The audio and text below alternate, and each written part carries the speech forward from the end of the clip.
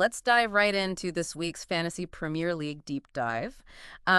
This one's going to be all about your research for Game Week 24.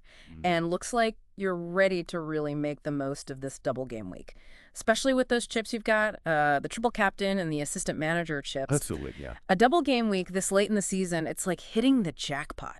It is, yeah. This is where you can really make up ground. And it looks like you've got your eye on two teams in particular, Liverpool and Everton, both with double fixtures. Yeah, and I noticed that you've highlighted the fact that Liverpool's squad's really well rested, which is interesting. Yeah. Everybody seems to have gotten a bit of a breather, except maybe Gakpo. Yeah, he's the one question mark, I think. But what stood out to me was your focus on Salah. Yeah. Even with some tricky matches coming up, he's still on your radar. Yeah. Maybe even for the triple captain. What's interesting with Salah is that even with tough opponents, he consistently delivers.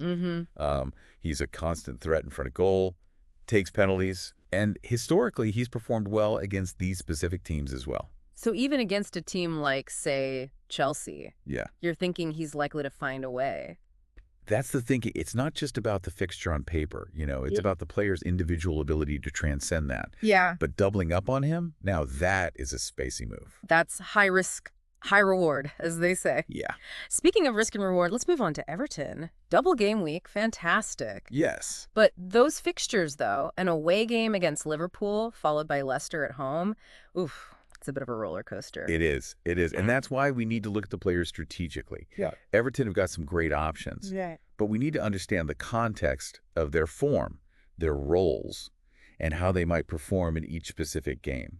All right, so let's break down this cheat sheet that you've put together. It's beautifully organized by player position. Yeah. And we can kind of go through it, taking into account this risk-reward balance that we've been talking about. Sounds good. Let's start with midfielders. Okay.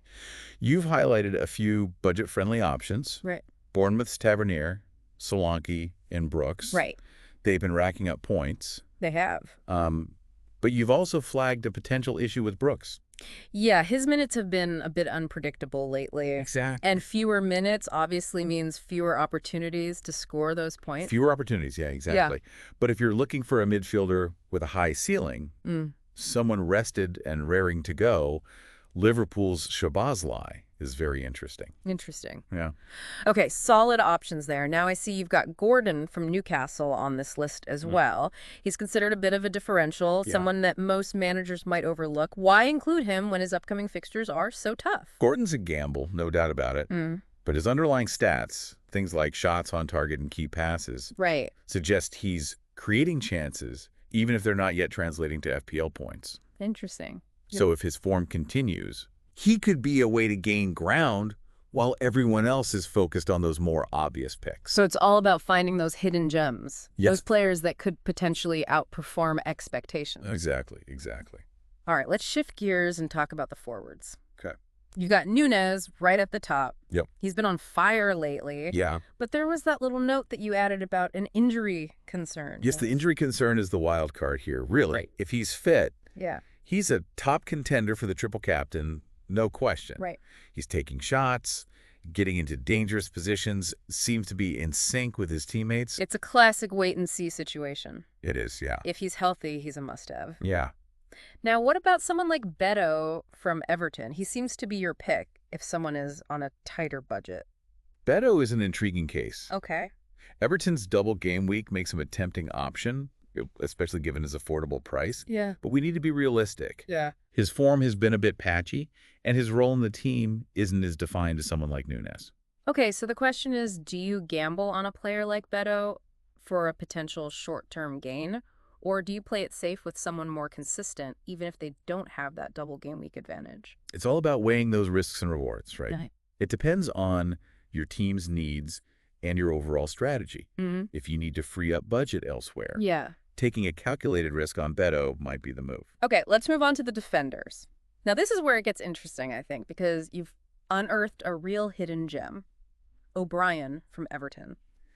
He's inexpensive and likely to play both games, making him a perfect enabler for those bigger purchases elsewhere in your squad. Exactly. In Fantasy Premier League, an enabler is a player you bring in specifically to free up budget for those premium options in other positions. Okay. And O'Brien's low price and double game week potential make him ideal for that. He sounds like a great short-term solution. But you did mention some doubts about his long-term prospects. Is Yeah. this someone you hold on to or just a temporary fix? That's the million-dollar question, isn't it? Yeah. We need to analyze Everton's defensive stability and O'Brien's form over the next few games to get a clearer picture. Okay. Of course, we can't talk about defenders without mentioning the premium options like Virgil van Dijk and Trent Alexander-Arnold from Liverpool. Of course. They come with a hefty price tag, but, they're generally considered safe bets. Set it and forget it players. Exactly, yeah. Yeah, they're always in the conversation. But if someone's looking for a more budget-friendly option, you've highlighted Gabriel from Arsenal as a strong contender. Yeah. Why Gabriel specifically? Well, Arsenal's defense has been a brick wall this season. Yeah. They're conceding very few goals, and Gabriel is a key part of that. Plus, their fixtures are looking pretty favorable in the coming weeks. So good balance of defensive solidity and those decent upcoming fixtures make him a valuable asset. Yeah. Now, let's talk about the assistant manager chip. This has the potential to be a real game changer. Oh, yeah. Especially in a double game week. Being able to swap managers between game weeks is a pretty powerful tool. It's a unique opportunity to really capitalize on the fixture swings. And in this double game week, the choice seems to be between Slot from Liverpool and Moyes from Everton. Right. Looking at your research, you seem to be leaning towards Slot.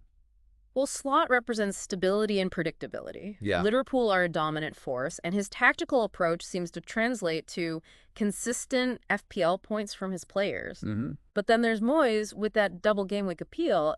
Yeah. It's hard to ignore the potential for a massive points haul from his players. It's a real dilemma, isn't it? Yeah. Slot embodies consistency while Moyes offers that double game week excitement. And it's not as simple as just choosing the manager with the double game week. You've got to think ahead. Yeah, because if you choose Moyes for this double game week, you're basically committing to another manager switch in game week 25 to really maximize the value of this chip. Exactly. You need to look ahead beyond just this week. Yeah. If we're talking strategic play, mapping out your manager switches for the next few game weeks is absolutely crucial. Okay, and I'm seeing on your cheat sheet, you've even got potential switches mapped out for game weeks 25 and 26. Yeah. So let's walk through those a little bit. Okay, so let's say you start with Slot for game week 24. Okay. You could likely stick with him through game week 25 as well. But game week 26 might require a change. Right. Potentially to someone like Arteta from Arsenal or even Van Nistelrooy from Fulham. Depending on, their form and fixtures at that point. So you're constantly evaluating and looking a few weeks ahead to see how the landscape is changing. Always planning. It's almost like a game of chess anticipating your opponent's move. That's a great analogy. Okay, so that's if we start with Slot. But if you go with Moyes for the double game week, you're immediately looking at a switch in game week 25. Straight away, yeah. Possibly to Silva from Fulham. It's a good shout, yeah.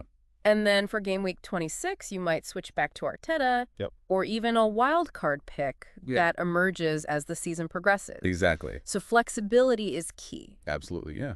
And the assistant manager chip gives you that flexibility, that power to adapt and react to the Premier League's unpredictability. You even mentioned that it might be worth taking a hit to maximize this chip's potential. Yeah. So explain what you mean by that. So taking a hit means accepting a 4-point deduction to bring in a player. Right. It sounds counterintuitive, but sometimes the potential point gains from having the right manager, especially for a double game week, can far outweigh that initial hit. So it's a bold move, but you're suggesting it could pay off in the long run. Exactly. It's about strategic sacrifice. Okay. You're taking a small hit now for the potential of bigger gains later. But there's another element we haven't talked about yet. The green manager. Ooh, now I've heard this term thrown around. Yeah. But to be honest, I'm not entirely sure what it means. So a green manager is simply a manager whose team has a double game week. Okay. Think of it this way. Your manager gets points based on the performance of their players, right? So if their team has twice the games, there's twice the opportunity for those players to rack up points. Right. Which translates to more points for your manager.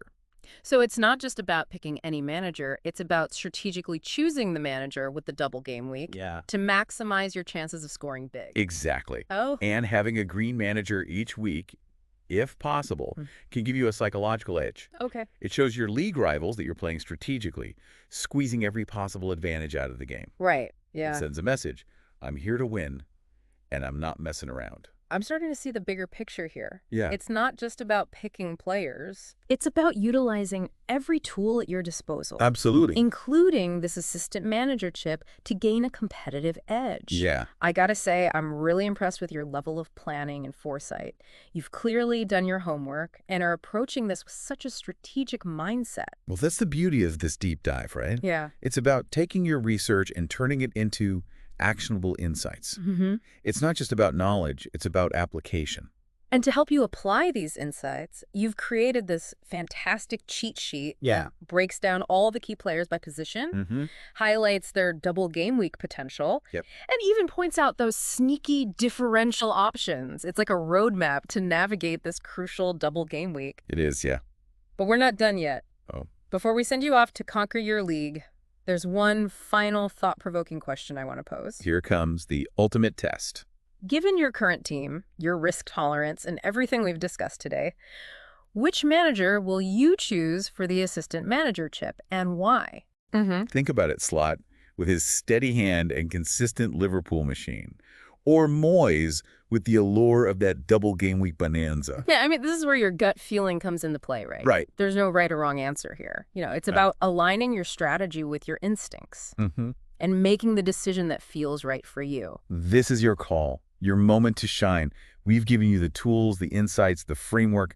Now it's time to put it all together. Go for it. And remember, we're here to support you every step of the way. Head over to our social media channels and let us know which manager you've chosen for your assistant manager chip and why. We'll be sharing some of our favorite responses and offering even more insights and analysis. We're excited to see what you come up with. Until next time, happy FPLing. And may your captain Hall. Your differentials shine. And your ranks soar. So, just to recap, this deep dive was all about giving you the knowledge and confidence to make the best decisions for your fantasy Premier League team. Yeah, and I think it's important to remember that there's no, one-size-fits-all strategy. Right. It's all about what works best for you and your team. Exactly. The beauty of Fantasy Premier League is that everyone kind of approaches it differently. There's no single correct answer. Yeah. It's about making those informed decisions based on your analysis and, your gut instincts as well. Yeah, definitely. You got to trust your gut. Yeah, and that's what makes it so exciting, right? Exactly, yeah. It's this constant puzzle, this game of strategy and adaptation with a little bit of luck thrown in there as well. Oh, for sure. You need some luck in FPL. But, by doing your research like you've clearly done and using these insights that we've discussed, you can definitely tilt the odds in your favor. I think so, yeah. So we're confident that you're now armed with the knowledge and tools to absolutely crush Game Week 24. Go forth and conquer. Go forth and conquer your league. We'll be cheering you on every step of the way. All the best. And don't forget, we're always here to help you navigate the world of Fantasy Premier League. Until next time. May your arrows be green. That's the one.